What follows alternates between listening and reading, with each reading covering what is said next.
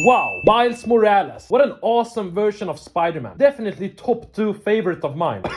And this brand new animated movie was just awesome. Some people even claim it to be the greatest Spider-Man movie of all time, which is a lot of exaggeration. I think that's how you pronounce the word. Sorry, I'm a Swedish man, but those people must be stopped. I want to start out by saying that I really like the movie. I'm not hating on it. It's just that I feel like people are going a bit overboard. But I really understand why though. The characters were amazing and just refreshing. In like every Spider-Man movie and game, we've always had Peter Parker and company. But here we have Miles and Gwen bearing the Spider-Man role. And those characters are just so flushed out and interesting. Looking at Gwen, it's such an interesting dynamic between her and her father. Her father's this police officer that hates Spider-Woman and just wants to arrest her. Constantly talking shit about Spider-Woman at the dinner table. Just making his daughter and everyone else very uncomfortable. Like, dude, what's your obsession? It's making everyone in the room right here uncomfortable. Anyway, things get more interesting when her dad finds out that she's Spider-Woman. And then he just wants to arrest her. Like, what? Are you insane, dude? Are you seriously going to arrest your own daughter, thinking that she's a murderer when it's clear that she's not a murderer? Anyway, really asshole move by the father, and she just escapes with Spider-Man 2099. Holy shit, dude. Is that a museum? The museum that the Vulture fought Spider-Woman. I have to see the battle. Oh no. It's just a weird library. Well, yeah, that's sort of awkward. I'm gonna be honest, I wanted to go to the museum in town, but it costs like €6 to enter, and I'm pretty cheap guy. Super awkward moment, but nice book. Miguel O'Hara, I think his name is. Mexican Spider-Man. All that's missing is his Mexican mustache.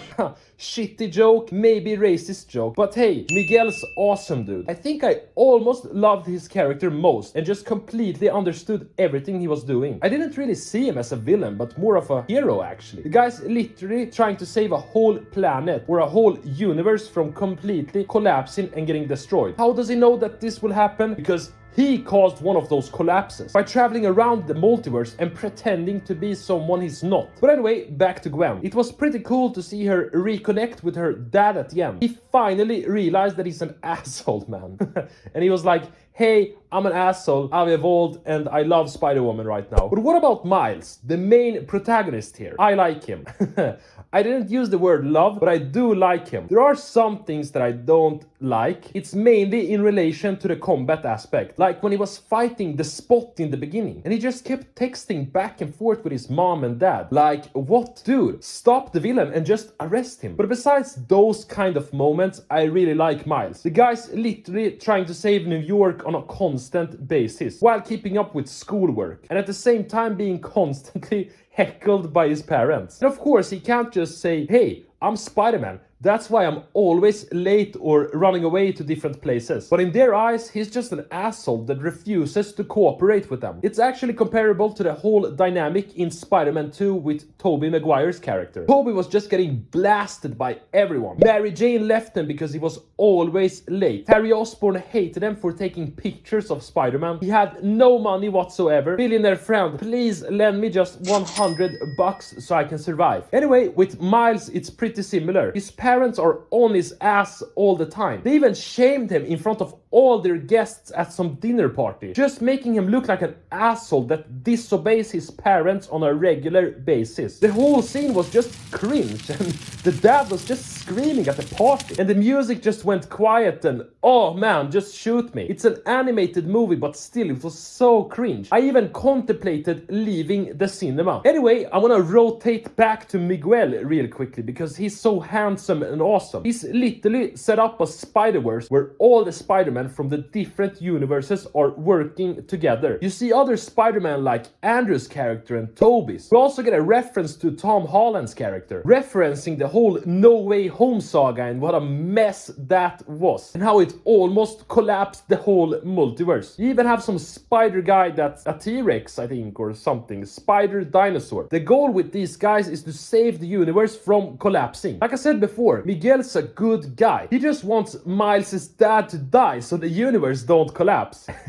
It sounds a bit messed up, and it is messed up because it's like, hey, you have to let your father die so the universe can live on. Like, you see the problem right there. Imagine being in a dilemma where you know that your parent is getting eliminated and people are preventing you from stopping this elimination because it's a canon event. It has to happen or the whole universe collapses. Do you understand what I'm saying to you, Miles? I don't think Miles can hear me, but it's such a difficult position, dude. Such an emotional position, making the whole dynamic even more interesting, especially considering that Miles' relationship with his dad isn't that good at the moment. They're literally fighting and arguing the whole movie, and now he's on the brink of losing him. Classic Spider-Man, dude. Arguing with Uncle Ben, Aunt May, then they die and you start taking more responsibility. The whole Miguel and Spider-Verse thing, all of this results in an epic chase scene where this vampire Spider-Man Miguel is chasing Peter across the city alongside all the other Spider-Men, of course. And this chase scene was just,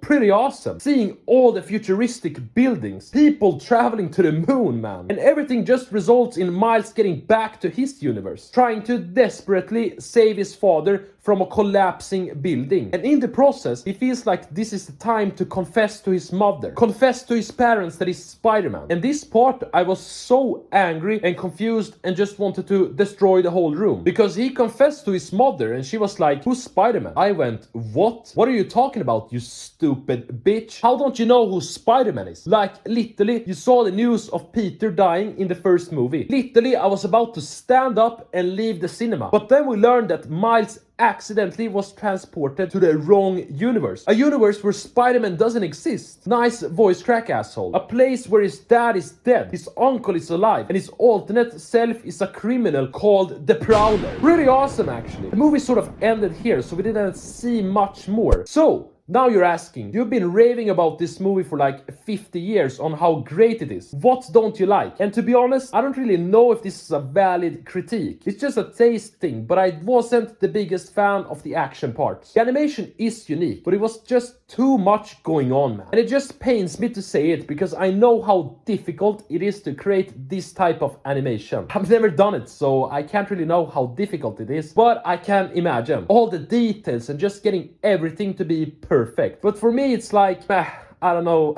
Especially when that Hobie Brown character was on screen. Like, what's going on with him? Why is he like gray and just weird things are just spewing out of his body? And overall, the action scenes were just, okay. Nothing special, to be honest. Mainly because they felt so unserious. Like this Hobie Brown guy was just saying, Ha! Hey Gwen, you forgot your toothbrush at my place. You forgot all your other things. Probably because you were getting slapped so hard by my dick all night. The guy was saying all of this in the middle of the fight. In the middle of the fight, dude. Such an unserious thing. And that Indian Spider-Man felt even more unserious. Like, I get it. Spider-Man's supposed to make jokes and everything. But come on, man. Can we get a bit serious? And I get it. It's a kid's movie, quote unquote. But that's not really an excuse because the movie's dealing with extremely serious topics. Emotional topics that no 7-year-old really understands. And still talking about the visuals, to be honest, I don't understand why it's being classed as something revolutionary. It's different, definitely, but is it a good difference? Some of the scenes just looks like they're,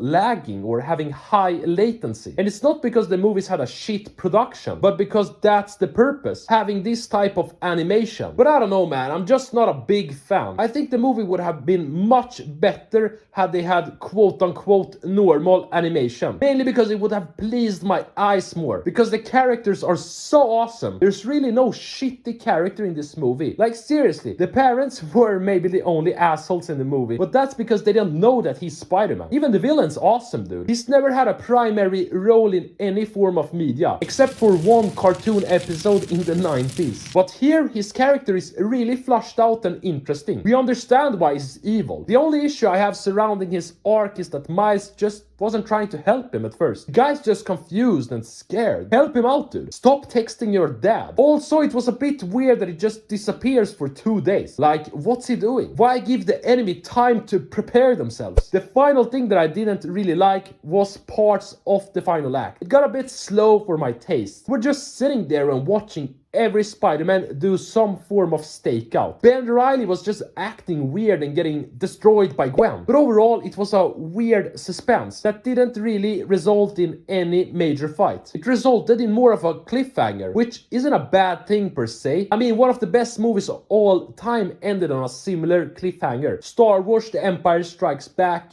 in 1980. I don't know why I got so confused when I said that. Anyway, the ending was weird because you couldn't just watch the next movie instantly and get all the answers. And it's sort of the same here. You have to wait for around 2 to 3 years before getting all the answers. Which is really annoying, dude. Especially when the whole act was just slow and weird. So, to make a long, shitty rant short, the new Spider-Man movie is awesome. Every single character in this movie is awesome and flushed out. So much emotion combined with fresh characters. But in my opinion, the action scenes are not my type of action. Too many jokes and just unseriousness, combined with an animation that can make things a bit confusing. I want to watch a movie that's pleasing for my eyes and has an awesome action scene, especially when my favorite man, Spider-Man, is involved. So, to all the fanboys out there that are prisoners of the moment and saying that this Spider-Man movie is better than Spider-Man 2 with Tobey Maguire, that is head and shoulders above in terms of action scenes, similar on character development, but in general, just a superior movie. To all those people out there, just stop it! Stop!